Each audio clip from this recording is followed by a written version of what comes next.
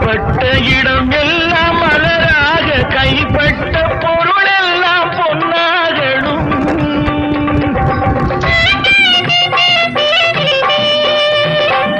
உன் கண்பட்டு வழிகின்ற நீரெல்லாம் ஆனந்த கண்ணீரே என்றாகணும். ஒரு 16 தான் பெற்று நீ வாழ அதை பார்க்கின்ற என் உள்ளம் தாயாக. பூமழை தூவி வசந்தங்கள் வாழ்த்த ஊர்வலம் நடக்கின்றது. எழில் பொங்கிடும் அன்பு தங்கையின் நெற்றியில் குங்குமம் சிரிக்கின்றது. மங்கள குங்குமம் சிரிக்கின்றது.